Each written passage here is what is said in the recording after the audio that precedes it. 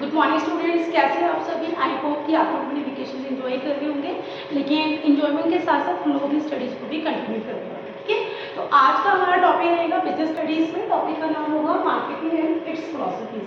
आज हम जानेंगे कि मार्केटिंग क्या होती है, मार्केटिंग की कौन कौन सी डिफरेंट फिलॉसफीज जो है मार्केटिंग में यूज़ की गई है। चलना जैसे जैसे टाइम पास होता होगा, पास होता गया, वैसे वैसे क्या हुआ, मार्केटिंग की जो फिलॉसफीज थी उनमें भी एवोल्यूशन होता जाता है। ठीक है, सो फर्स्ट ऑफ ऑल हम जानेंगे कि मार्केटिंग क्या है, मार्केटिंग के फीचर्स क्या है। आपको डायरेक्टली जानेंगे, आप लोग जानेंगे कि उसके डिफरेंट कॉन्सेप्ट्स क्या हैं, उनके features. Okay, so let's start. So first of all what is marketing. It consist of over those activities. Marketing में वो सभी के सभी एक्टिविटीज मतलब क्रियाएं या फिर काम इन्वॉल्व होते हैं which satisfy needs and wants of customer. कौन से कस्टमर्स, जो प्रेजेंट या तो जो हमारे जब जुड़े हुए हैं या फिर मतलब जुड़ेंगे फ्यूचर में, पोटेंशियल मतलब फ्यूचर में, भविष्य में। तो ऐसे कस्टमर जो हमारे पास अभी रिटेल में हमारे साथ जुड़े हुए हैं या फिर भविष्य में होंगे, उन सभी कस्टमर्स की नीड्स और वांट्स को सेटिस्फाई करने के लिए जो जो एक्टिविटीज की गई या की जाएंगी, all those activities will be included in the marketing. वो सभी एक्टिविटीज इंक्लूड होती है बेटा मार्केटिंग। ओके, तो ये था meaning of marketing. After that what are the features of marketing. So first of all पहले फीचर है नीड्स एंड वांट्स की। मार्केटिंग का जो पहला काम है वो क्या है, आइडेंटिफाई करना क्या नीड्स और वांट्स ऑफ कस्टमर की, हमारे कस्टमर्स की क्या नीड्स और वांट्स होंगी। क्योंकि हम लोग कुछ भी बना दें कस्टमर खरीद लेगा ऐसा जरूरी नहीं है ना। तो इसलिए सबसे पहले जरूरी होती है मार्केटिंग के अंदर कि कस्टमर क्या चाहता है, उसकी क्या आवश्यकता है, उसकी क्या बेसिक नीड्स है एंड वांट्स ऑफ उसकी इच्छाएं क्या है। ठीक है, चाहता क्या है। आफ्टर दैट फिर आता है क्रिएटिंग अ मार्केट ऑफरिंग। उसके बाद क्या करेंगे, जो नीड्स और वांट्स को सेटिस्फाई करने के लिए जो भी प्रोडक्ट और सर्विसेज, जो हम गुड्स और सर्विसेज हम प्रोवाइड कर सकते हैं, वो क्रिएट करना, उसकी वैल्यूज उसको बताना कि भाई आपके वांट्स और नीड्स को सेटिस्फाई करने के लिए ये प्रोडक्ट हमारे पास अवेलेबल है ताकि कस्टमर उसे खरीद सके। ठीक है जी। और उसके बाद फिर आता है एक्सचेंज मैकेनिज्म।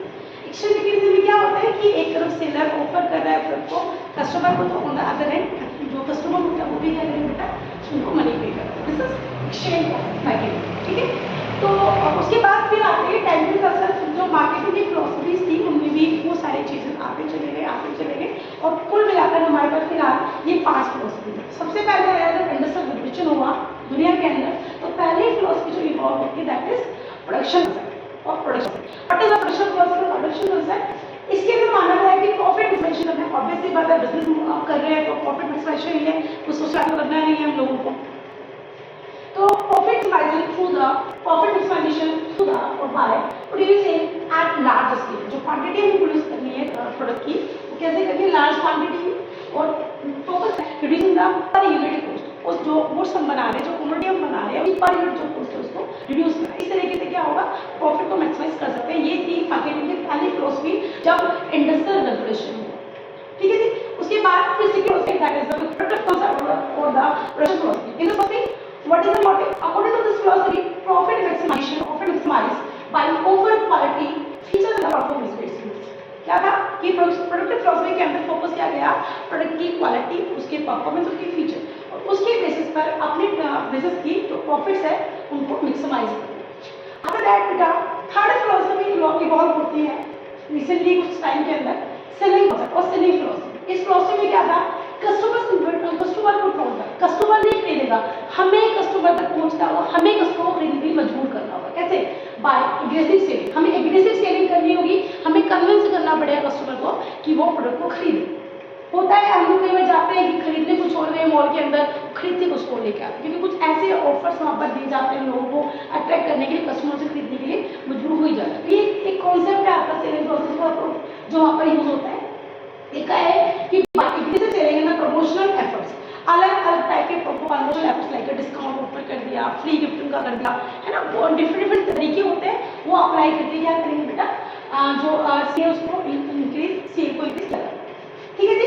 फिर आई आपकी मार्केटिंग का जो marketing focused on maximization. Obvious बात है, मार्केटिंग करें तो मकसद तो profit maximization, but by finding the needs of customers के पहले जो नीड और वांट्स को उसकी क्या जरूरत है, उन नीड्स को सेटिस्फाई करने में फोकस करें। अगर ऐसा होगा तो कस्टमर हमारे साथ लॉन्ग टर्म तक रिटेन रहेगा। ठीक है जी। और सबसे लास्टिंग फिलॉसफी जो रिसेंट डेज के अंदर जो काफी ट्रेंडिंग है, this is the societal marketing philosophy. इस फिलॉसफी में फोकस किया गया है welfare of customer welfare as well as जो सोसाइटी वेलफेयर